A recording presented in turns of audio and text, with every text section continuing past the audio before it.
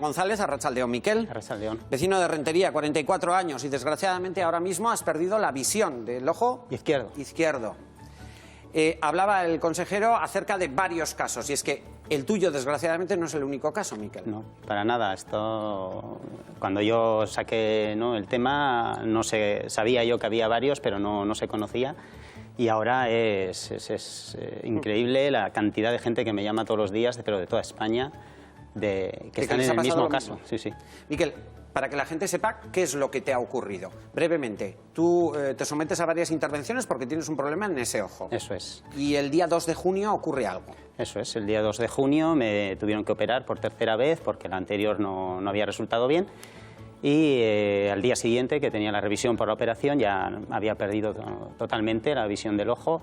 En principio, bueno, íbamos a seguir la evolución, ¿no? A ver, porque era un gas diferente el que me habían puesto que en la segunda operación. Entonces, a ver la evolución, pero bueno, en las siguientes revisiones seguía igual. El médico ya dijo que no era normal. Y bueno, hasta que ya el 10 de julio creo que fue exactamente, que me dijo pues lo que había pasado, que había sido un producto defectuoso y que me había afectado al nervio óptico y me había dañado la retina y que no había nada que hacer. Miquel, te estaba diciendo en ese momento que te ibas a quedar, que te habías quedado ciego. De este ojo, eso es. ¿Y en ese momento tú cómo te quedas? Pues el primer golpe fue el peor, ¿no? Claro, yo llegué allí el 10 de julio pues para ver qué me decía, me senté, me dijo, siéntate que tengo malas noticias, me contó pues eso y bueno, de ahí en adelante pues ya no sé ni lo que me dijo, ¿no? Salí muy mal, claro, y sin saber por qué, ¿no? ¿Qué había pasado? Además ese día él me lo contó, él se iba de vacaciones. Tenía siguiente revisión en mes y medio y iba a estar todo ese tiempo sin saber qué pasaba, ¿no? Qué había pasado, por qué todo esto, ¿no? Hay que decir que es un shock terrible para Miquel, porque, Miquel, tú no tenías un problema grave en el ojo. No, yo cuando fui la primera vez en diciembre noté una manchita, digamos, en el ojo, ¿no? Era un desprendimiento de retina muy leve, ¿no? Pero era leve, ¿no? Era leve. La primera operación fue simplemente poner un cerclaje, que le llaman ellos, un cinturón de silicona para sujetar y cerrar, ¿no? Pero no funcionó, se fue complicando y hasta esto. El médico, cuando te dice que has perdido la visión, que es irreversible, la pérdida de la visión de ese ojo, te habla de un medicamento que en principio, el 10 de julio cuando me dijo que era un producto. Todavía no tenían claro qué producto Pero un era. producto que se había utilizado en la última intervención, eso es. ¿Te dijo que ese producto estaba en mal estado, no era adecuado? Sí, a mí me dijo que había resultado tóxico. Tóxico. Por las secuelas, ¿no? Que me había dejado en el nervio óptico y en la retina, ¿no? Una reacción tóxica que es el que provocó la atrofia del nervio y la necrosis en la Estamos retina. hablando de ese producto, es el que provoca la necrosis en tu ojo y por lo tanto la consecuente pérdida de visión. Eso es. Por lo tanto, Miquel, ¿el médico que te intervino lo hizo correctamente? Sí, parece ser. Bueno, la intervención está bien hecha. Todo parece ser. Además, la retina, de momento, en esta vez sí, sigue pegada. Pero el problema fue el producto. El producto que es el que había resultado tóxico. Un producto que no era la primera vez que generaba problemas. De hecho, desde el momento en el que Miquel, lógicamente, él mismo padece ese problema, él lo ha contado. Empieza a salir la noticia y empiezas a recibir llamadas de personas que les ha ocurrido lo mismo con el mismo producto, Miquel. Eso es. Además, yo sabía que había 7 casos aquí en Guipúzcoa, ¿no? Operados en el Hospital Donosti, que me habían dicho, y el médico me dijo en un principio que había unos 32 casos a nivel nacional. Pero bueno, yo no había forma de contactar, yo por internet y tal mirando no había forma de contactar, entonces una vez se ha hecho público pues me han llamado de todos los sitios. Hay varios casos como el de Miquel y estamos hablando de un producto concretamente que contiene perfluorocarbono, que se comercializa, la marca, el nombre comercial es Alaocta y es una firma alemana quien lo produce. De hecho, ese producto ha sido retirado en el Estado español. Pero claro, Miquel, en tu caso como en el resto, ha sido utilizado. Ha sido utilizado, eso es. Y a mí el 2 de junio es cuando me operaron. Parece ser que se retiró el 26 Creo que ha habido, por los que me han llamado, si realmente es el mismo caso, hay casos anteriores, incluso al mío, pero no sé. Miquel, ahora mismo estás en un proceso, vas a abrir un proceso, ¿no? Vas a pedir responsabilidades. Eso es. Yo una vez ya pasó todo esto, me dijo el médico y ya pude reaccionar, ¿no? Pues ya empecé a moverme un poco y llegué pues a estos abogados de Bilbao, sí, que eran especialistas en este tipo de temas, y yo consulté con ellos. Entonces, pues bueno, vieron que era un tema serio y con ellos pues se preparó la reclamación. Ahora mismo, desde que tú has empezado a contar tu historia, nos está llamando gente. Domi de la Sarte es una mujer que teme que le esté ocurriendo lo mismo, o que le haya podido ocurrir lo mismo.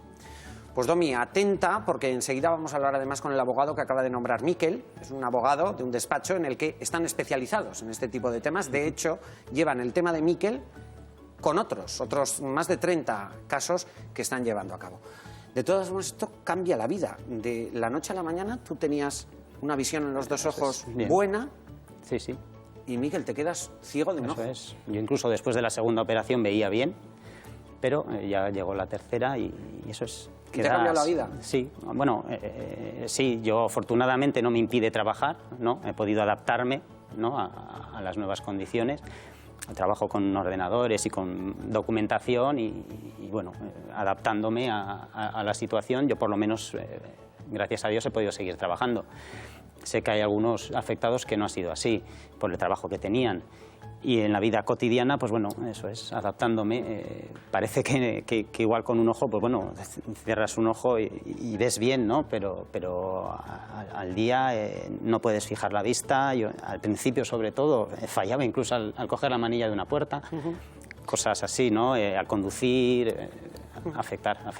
Tengo a tu abogado al otro lado del teléfono. Es interesante que hablemos con él, sobre todo por si puede haber gente, antes os he comentado, una mujer de la Sarte, nos decía que a ella le podía haber ocurrido algo similar.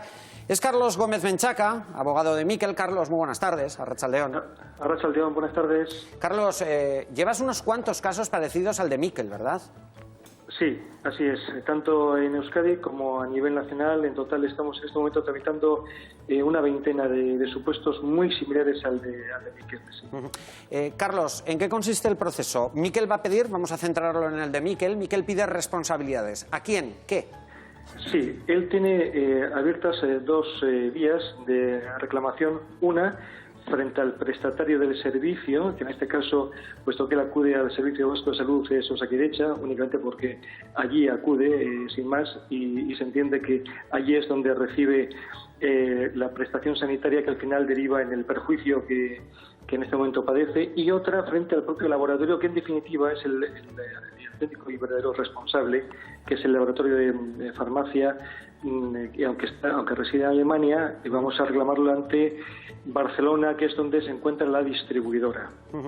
Hay que aclarar quizá que Osakidetza responde únicamente porque, bueno, ha prestado servicio no por culpa, sino por responsabilidad, sin perjuicio de que luego el Servicio Vasco de Salud, en este caso, pueda reclamar la correspondiente indemnización al laboratorio, claro, que es el responsable. Carlos, eso estaba pensando precisamente, porque Osakidetza puede considerarse como perjudicada también por el laboratorio alemán. Sin duda es que lo es. Es que si efectivamente, al menos en apariencia, todo esto es debido a una toxicidad de un producto de un laboratorio alemán que presta material a los servicios sanitarios, no solo el servicio vasco, Osakidetza, sino el servicio andaluz, el servicio canario... ¿Todos servicios públicos catalán? ¿O esto ha ocurrido, Carlos, perdona, en alguna clínica privada o se ha utilizado en otros centros? Sí.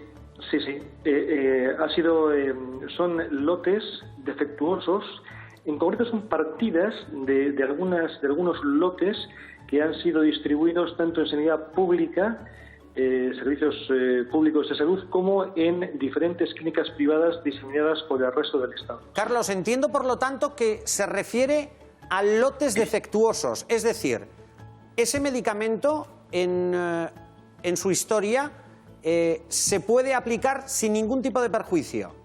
Es un fármaco, es un medicamento muy conocido, muy utilizado, si bien es cierto que en tiempos pasados, incluso recientes, también fue objeto de alerta sanitaria por presentar defectos de toxicidad.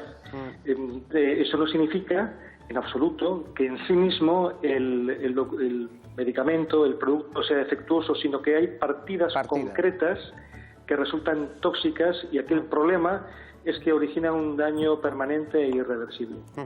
Carlos, gracias por darnos estas explicaciones. Seguimos hablando con Miquel acerca de su tema. Muchas gracias.